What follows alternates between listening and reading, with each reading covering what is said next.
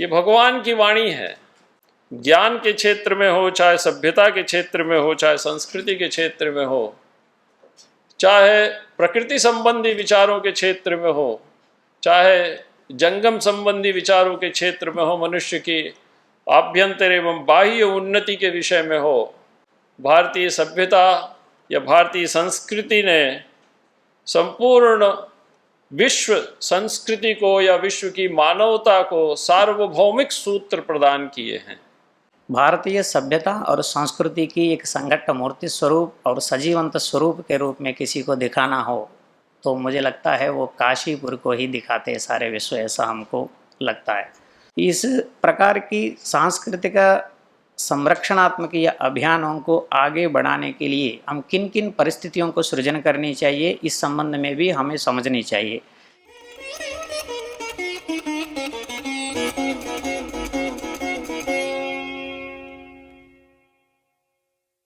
यत्पाद पंकजरज परिमार्जितेषु चेतस्सु दर्पणतला मलतांगतेषु शब्दार्थ संपदोदारतरा स्फुरन्ते विघ्नच्छिदेस्तु भगवान सगणाधिनाथः।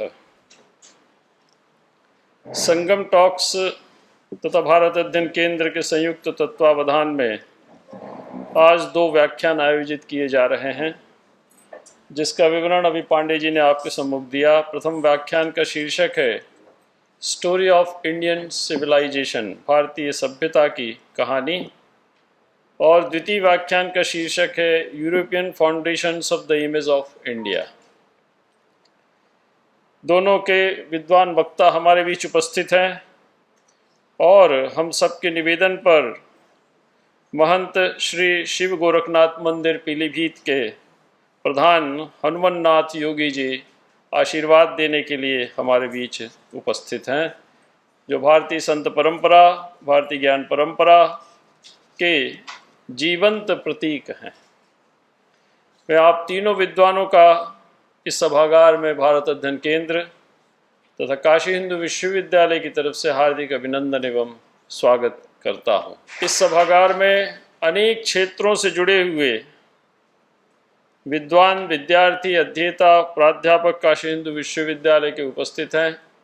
उन सभी का मैं भी एक स्वर से हार्दिक अभिनंदन एवं स्वागत करता हूँ। महामना पंडित मदन मोहन मालवीय जी ने भारतीय स्वतंत्रता के पूर्व काशी हिंदू विश्वविद्यालय की लगभग आज से 100 वर्ष या उससे अधिक पहले स्थापना की।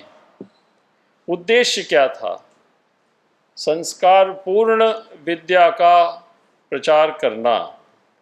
भारतीय युवा जो कि इस देश के नेतृत्व के संवाहक बनने जा रहे थे, उनमें संस्कार पूर्ण विद्या को प्रतिष्ठित करना।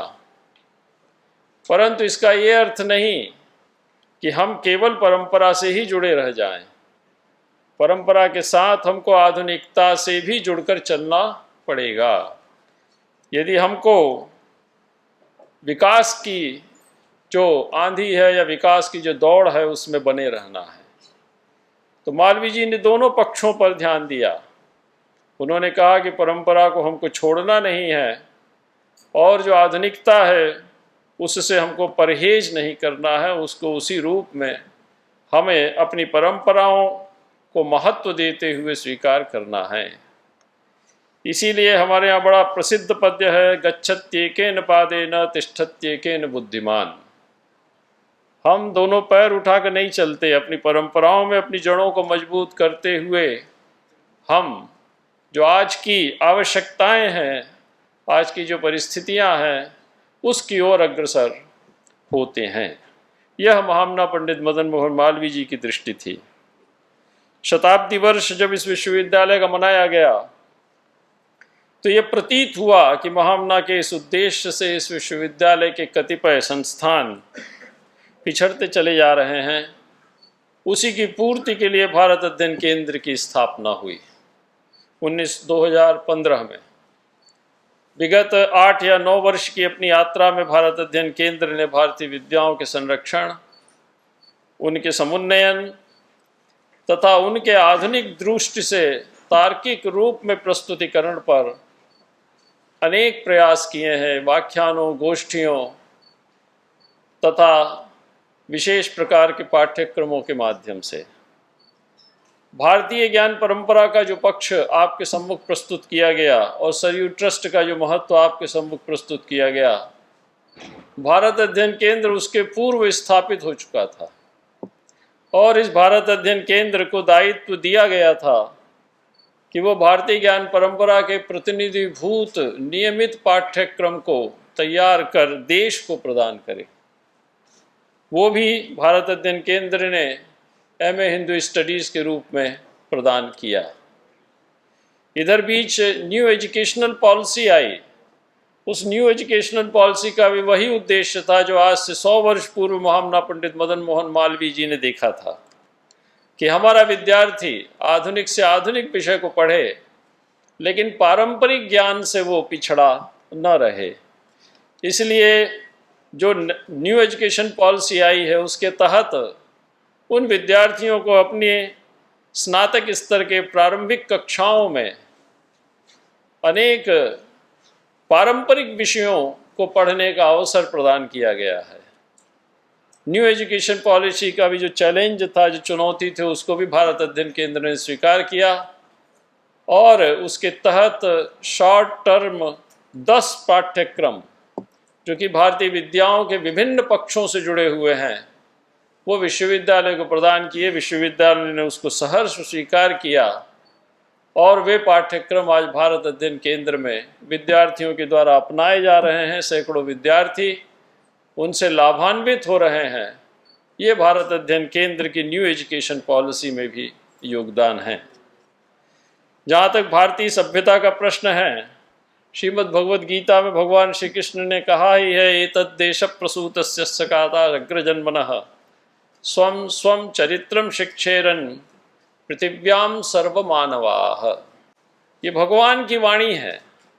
अतः ज्ञान के क्षेत्र में हो, चाहे सभ्यता के क्षेत्र में हो, चाहे संस्कृति के क्षेत्र में हो, चाहे प्रकृति संबंधी विचारों के क्षेत्र में हो, चाहे जंगम संबंधी विचारों के क्षेत्र में हो, मनुष्य की आभ्यंतर एवं बाह्य उन्नति के विषय में हो, भारतीय सभ्यता या भारतीय संस्कृति ने संपूर्ण विश्व संस्कृति को या विश्व की मानवता को सार्वभौमिक सूत्र प्रदान किए हैं।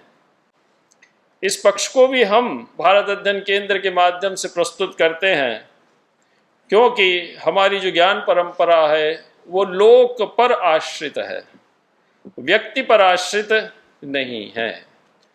लोक को हमने देखा, उसका तार्किक मूल्यांकन किया और तार्किक मूल्यांकन करके उसको व्यावहारिक रूप से हमने लोक को प्रदान किया। तो लोक में लोक का परीक्षण और परीक्षण के उपरांत जो हमने अनुभूति की, उस अनुभूतियों का मूल्यांकन और मूल्यांकन करने के बाद शास्त्र के रूप में उन्हीं पक्षों को पुनः लोक को प्रदान करना, एक व्यवस्थित जीवन व्यतीत करने के लिए। ये हमारी परंपरा थी। इसलिए हमारी परंपरा कभी भी आउटडेटेड नहीं हुई। पुरातन जरूर है, प्राचीन जरूर है, हम मानते हैं, लेकिन ये कभी भी समय की दृष्टि से इसका महत्व कभी भी कम नहीं हुआ। इसीलिए इसको सनातन कहते हैं। इस पक्ष को हम अपने व्याख्यानों के माध्यम से, अपने कार्यक्रमों के माध्यम से निरंतर प्रस्तुत करते चले आ रहे हैं और भारत अध्ययन केंद्र ने एक विशेष समन्वयक संस्था के रूप में काशी हिंदू विश्वविद्यालय में विगत 10 वर्षों से कार्य करके भारतीय विद्याओं को नई दृष्टि से लोगों में प्रतिष्ठित करने का यत्न किया है। संगम टॉक्स का भी यही उद्देश्य है, जो कि अभी राहुल दीवान जी के नेतृत्व में आपके सम्मुख उपस्थित होगा। सरयू ट्रस्ट और संगम टॉक्स जो भी 2 पक्ष यहाँ पर प्रस्तुत किए गए। अतः हमने आज इस व्याख्यान का आयोजन किया कि आपके द्वारा इस दिशा में जो प्रयास किए जा रहे हैं वो भी हमारे विद्यार्थियों तक पहुँचने चाहिए और विद्यार्थियों को एक नई दिशा मिलनी चाहिए। इसी के साथ डंकिन जल्की जी हमारे बीच उपस्थित हैं। इनसे चर्चा चल रही थी कि आपका मूल निवास कहाँ है, तो इन्होंने बताया कि हम वस्तुतः कर्नाटक और महाराष्ट्र के मूल निवासी हैं, लेकिन वो समय बड़ा विषम था, 15वीं 16वीं 17वीं शताब्दी का समय, जबकि दो ही रास्ते थे, या तो आप अपनी अस्मिता को बचाइए या तो आप अपने प्राणों को बचाइए। तो उस दौर से गुजरने वाली पीढ़ी के प्रतिनिधिभूत डंकिम जल्की जी हमारे बीच उपस्थित हैं। वे European foundations of the image of India इस पर अपना वक्तव्य देंगे। ये बात आप अच्छी तरह से समझ लीजिए कि आज भी हमारी आस्थाएं दृढ़ हैं, क्योंकि हमारे सिद्धांत सार्वभौम थे। उन सिद्धांतों में किसी भी प्रकार का कोई वैमनस्य नहीं था, किसी भी प्रकार का कोई दुर्भाव नहीं था, किसी भी प्रकार से ऊंच नीच की स्थिति उसमें नहीं थी। केंद्र में हमने रखा मानवीय चेतना को, और उसके सर्वविध आभ्यंतर और बाह्य अभ्युन्नति के सभी उपायों से, सार्वभौम उपायों से हमने जनता को, समाज को परिचित कराया। ये पक्ष मैं समझता हूँ कि आज के इन दोनों व्याख्यानों में आपके सम्मुख अवस्थी उपस्थित होंगे। यहाँ बहुत संख्या में काशी हिंदू विश्वविद्यालय के विद्यार्थी उपस्थित हैं। मैं आप सभी विद्यार्थियों का पुनः अभिनंदन करता हूँ। अब मैं प्रथम वक्तव्य के लिए मैं योगी जी को आमंत्रित करता हूँ कि आए और अपनी बात कहें। अनेक शक्ति संगठ प्रकाश लहरी तनु शुद्ध संवी शिव साक्षात् गुरुश्री परशंभव सानन्दमानन्दवने वसन्तम् आनन्दकन्दं हतपापवृन्दम् वाराणसीनाथमनाथनाथं श्रीविश्वनाथं शरणं प्रपद्ये। सभा सरस्वती की सविनम्र प्रणामांजलि। सभा में उपस्थित सभी बुद्धजन और जिज्ञासु विद्यार्थियों सहित अनादि बोध भैरव भगवान विश्वनाथ जी की श्री चरण सन्निधि की अनुभव करते हुए आज हम यहाँ भारतीय सभ्यता और संस्कृति संबंधित संगोष्ठी में मुख्य श्रोता के रूप में मैं यहाँ उपस्थित हूँ। भारतीय सभ्यता और संस्कृति के संबंध में विशिष्ट शाब्दिक ज्ञान देने की स्थिति में मैं नहीं हूँ।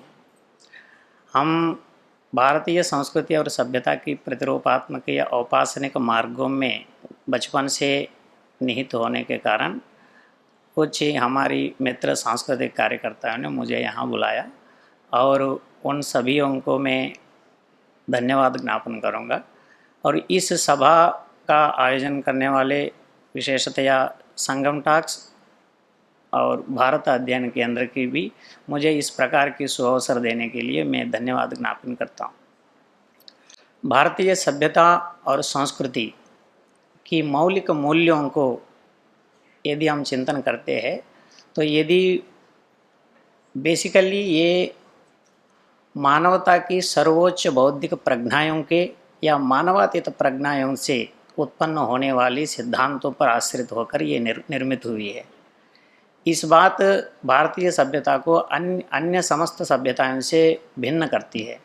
अन्य समस्त सभ्यताएं सामान्य जनजीवन पद्धति से होने वाली निरंतर श्रवंतियों के कारण से बनी सभ्यता के मौलिक मूल्यों से वो सभ्यता निर्माण हुई और चल रहे, कुछ विलुप्त प्राय हुए होंगे।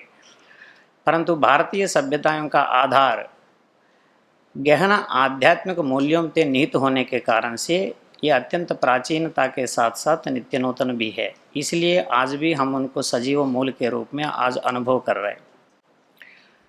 भारतीय सभ्यता और संस्कृति की एक संघट्ट मूर्ति स्वरूप और सजीवंत स्वरूप के रूप में किसी को दिखाना हो तो मुझे लगता है वो काशीपुर को ही दिखाते सारे विश्व, ऐसा हमको लगता है। ऐसी काशीपुर में हम उपस्थित हैं और सभ्यता से संबंधित विषयों को चर्चा करने के लिए हम यहाँ सभी संगोष्ठी में उपस्थित हैं। भारतीय सभ्यता की विषयों को, उसकी स्वरूप और स्थिति गतियों को बारे में हमको विशदता के साथ समझाने के लिए श्रीमान राहुल दीवान जी यहाँ उपस्थित है। और उसके बाद भारतीय सभ्यता के संबंध में पाश्चात्य अवधारणाओं के संबंध में ज्ञापन करने के लिए श्रीमान डल्किन जी भी यहाँ उपस्थित है। इन सबों को देखने के बाद भारतीय सभ्यताओं के संबंध में, पाश्चात्य विचारधाराओं और भारतीय स्थिति गतियों के संबंध में हम निरक्षर विवेकता के साथ हम भारतीय सभ्यताओं के बारे में एक अंडरस्टैंडिंग बना के हम चलेंगे, ऐसी हमारी विश्वास है। अनुभव जी ने हमको कहा इस प्रकार की ये संगोष्ठी उत्तर प्रदेश में ये किसी विशिष्ट उद्देश्य के साथ संगम टॉक्स करना चाह रही है। ये उद्देश्य क्या है? भारतीय संस्कृति के संबंध में एक विशिष्ट भारतीय संस्कृति की समुद्धरण की अवधारणा को लेकर एक विशिष्ट उद्देश्य के साथ जो एक अभियान चलाने की इनके कार्यकाल में वर्तमान में उत्तर प्रदेश को प्रधानता से मानते हुए इनको करने की ये उद्देश्य है। और उत्तर प्रदेश में भी काशी जैसी परम पावन पवित्र स्थान से शुरू कर रहे। तो मुझे लगता है ईश्वर की कृपा से ये निरंतर और तीव्र गति के साथ दिन दिन प्रवर्धमान होता हुए यह अभियान आगे बढ़ेगी, ऐसी मेरी विश्वास है। भारतीय संस्कृति समुद्धरण संबंधित अभियानों की आवश्यकता क्या है, इस बार हमें सोचते हैं। संस्कृति और सभ्यता को, भारतीय संस्कृति और सभ्यता और परंपराओं को मानने वाली व्यक्तियों ने अपने आप में जो धारणा करते हैं उसकी अपनी आवश्यकता के साथ साथ जो धारणा नहीं करते हैं उनके द्वारा उत्पन्न होने वाली क्लिष्ट परिस्थितियों से इस सभ्यता को कैसा संरक्षण करनी चाहिए, इस पर भी हम सदैव चेतन होने की ज़रूरत है। जिस प्रकार की हम पहले ही मान चुके हैं कि भारतीय सभ्यता आध्यात्मनिष्ठ और उन्नत मानवीय प्रज्ञाओं और मानवातीत प्रज्ञाओं से निर्मित हुई है, उसी प्रकार की हम विश्व में देखते हैं कि कुछ कुंठित मानसिकता की अवस्था से निर्मित होने वाली सिद्धांतों के आश्रित होकर कुछ मत धर्म के स्वरूप में, मजहब के स्वरूप में प्रवर्तमान होकर विश्व में व्याप्त संख्या बल आदि के माध्यम से व्याप्त होकर विश्व में अपनी मानवीय चेतना के ऊपर अपनी एक विशिष्ट प्रभाव डाले हुए हैं। उन प्रभावों को हम किसी तरीके से न्यूट्रलाइज करने की प्रयास करने की भी आवश्यकता है। इस अर्थ को आप गलत अर्थ में नहीं लेनी चाहिए, हमने किसी के बारे में आक्रमण करने के लिए हमें कोई कह रहा है। परंतु यदि मानवीय चेतना के कल्याण की कोई चिंतना कर रहा है तो मानवीय चेतना को सर्वोच्च अवस्था को हर एक व्यक्ति के पास ले जाने की जिम्मेदारी भी ऐसी सर्वोच्च परंपराओं की प्रतिनिधि करने वाले हम सभी के ऊपर है, ऐसी मेरी धारणा है। तो हमें लगता है यहाँ जितनी भी जिज्ञासु विद्यार्थी है और बुद्धजन है इस संगोष्ठी से और भारतीय संस्कृति के संबंध में उन अवधारणाओं को, उन आवश्यकताओं को अच्छी तरीके से समझेंगे और संगम टॉक्स की इस अभियान के संबंध में आप पूरी तरीके से समझते हुए संगम टॉक्स की ये आगे जो भी ये अभियान है उसमें अपनी तरफ से जितनी भी बौद्धिक सहयोग कर सकते हैं वो सब करेंगे, ऐसी मेरी आशा है।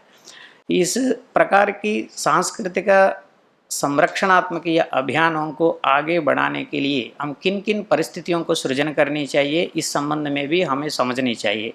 परिस्थितियों की सृजन इस विषय पर यदि हम विचार करते हैं तो कभी कभी राजनीतिक परिस्थितियों की भी विशिष्टता से ध्यान रहनी चाहिए। साधारणतया जनमानस में राजनीति शब्द से वर्तमान काल में एक स्वार्थपूरित कोई व्यावहारिक विषय है, ऐसी जनमानस में एक परिकल्पना आती है। परंतु राजनीति के संबंध में हमने बुद्धजनों से एक जगह सुनी, वाल्मीकि रामायण में राम जी का धारणा है कि राजनीति क्या होती है। सत्यमेवा अनुशंसंचा राजवृत्तम सनातनम तस्मात् सत्यात्मकम लोकम सत्ये लोक प्रतिष्ठितः।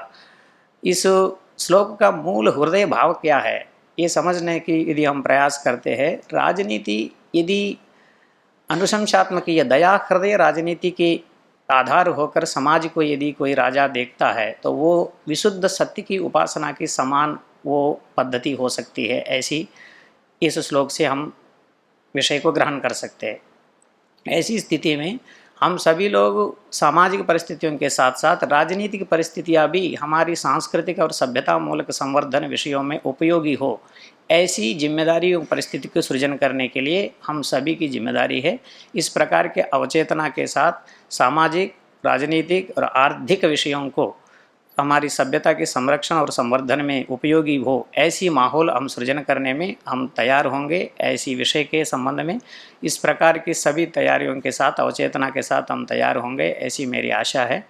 और इस विषय पर ज़्यादा बोलने की स्थिति में नहीं है, परंतु हम अभी श्रीमान राहुल जी से और श्रीमान डल्किन जी से इन सांस्कृतिक विषयों की क्रिटिकल एनालाइज हम समझेंगे और उसको हम अपनी कार्यशैली में, जीवन शैली के में, अपने जीवन में उतारते हुए हम आगे इस सांस्कृतिक संवर्धन में अपने अपने योगदान देने के लिए योग्य बनेंगे। ऐसा मेरी आशा के साथ स्वस्ति श्री।